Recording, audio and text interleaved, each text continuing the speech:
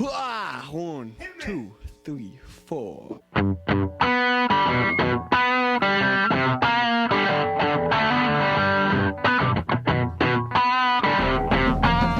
All right, we're grappling with the text. Today we have the fifth commandment. Let's get after it. We're going to look at the small catechism and discuss some issues that are hot topics about the... Oh, there's too many pages here. Okay, fifth commandment. Here we are. Boom! The fifth commandment says, you shall not murder. Now, it seems simple enough. It seems like we wouldn't have a lot to say about this thing, but there's a lot going on in this particular commandment. Now, growing out of the fourth commandment, which is ordering society, the Lord is now going to go and protect those things which are most dear to us. So he begins with our own life, and then the sixth commandment is going to be our marriage, and then the seventh commandment is going to be the stuff that cares for our family. And then the eighth commandment is going to be our name. So we're right here in the middle at that thing that matters most. If you don't have life, you don't have, much of a marriage or any property or anything else. So the Lord is going to protect this. Now, it seems such an obvious thing to not murder, but apparently it's not. I mean, really the very first sin that we see, and this is Cain and Abel, is a murder, one brother to another. That Cain comes and kills Abel, fratricide, and this is forbidden. Now, the Lord reminds us that the reason why we shouldn't murder is because we are created in God's image. And even after the fall, the Lord comes along and he says, you were created in my image, and so even after that image is lost, it remains the reason that life is sacred. Now, it is the Christian that understands then this sacredness of life and that it needs to be protected as this commandment is doing. Now, one of the ways that life is being assaulted in our day is people want to talk about the quality of life. And they say, well, this person doesn't have a very good quality of life, and therefore their life is not living. One of the things that the fifth commandment does is it protects life from any sort of adjectives. It says life in and of itself is good. In fact, when God created Adam in the beginning, and he put him in the garden, and there he was in the midst of all the trees and plants and everything, and Adam is standing there, and God brings all the animals before him to see if there's anything good there, and so all the animals come along. I'm going to just draw all the animals here. You can draw your own conclusions about what animals these are. And all the animals come along, and Adam gives to all of them a name. But then the Lord looks at Adam, and he says something astonishing. He says, it is not good. Now imagine God saying this before the fall into sin, that something is not good. Well, what was not good? Adam by himself. And why?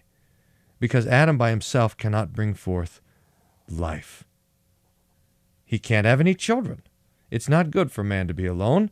I'll make a helper fit for him. So God gives to Adam, there's Eve there, drawn rather abstractly. And now the Lord looks at this and he says, not only is it good, but it is very good.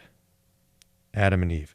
So that the goodness of creation is connected here to this gift of life.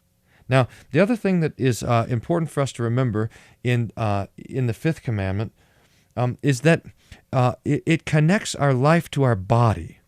There's a Gnostic move that wants to take our body and our soul and separate them one from another, so that there's a distinction between body and soul.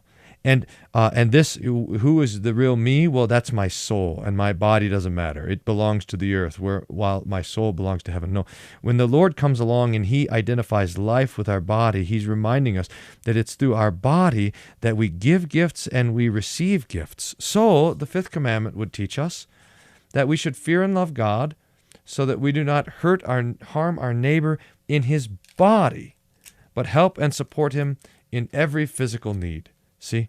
So that we are bodily creatures and we're caring for our neighbor according to his body.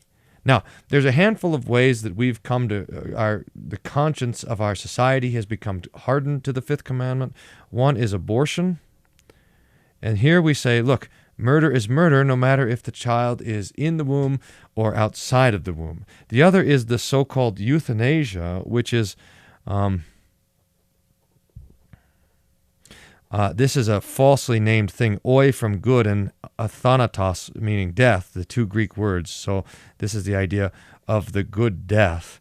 And we realize that no, good is an adjective that belongs to life, not to death. Now, our society is so confused that it says that if I have control, then I have a good death. No, a good death is not having control of your death. A good death is that God is, in fact, in control, and you are not. So we reject this as murder.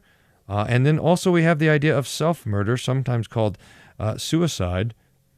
And to that, we also are recognizing that it's ending, the ending of life, and is forbidden here. That the Lord is the one who gives life, and the Lord is the one that takes it away. So the fifth commandment sets us in front of our neighbor to care for him, to not hurt or harm him. In fact, that's the via negativa. We would never do something bad like that, but to help and support in every physical need, so that we see someone in need, and the love of Christ that is in us bends towards helping the neighbor. There is the fifth commandment. You shall not murder. God protecting his gift of life. Got it? All right. Here's the stuff you click. Oh, yeah, remember, 25 likes, that seems to be easy. 25 comments. You guys think, oh, someone else will comment. I don't need to go comment. I got better things to do, you know? I got Saturday Night Live clips of the presidential debate to watch. I don't have time to comment. Ain't nobody got time for that. Anyway, I'm calling you out. This is a website. This is a Germany trip. This is a table talk. You got to really click here to subscribe. All right, next week, Luther on the fifth commandment from the Large Catechism.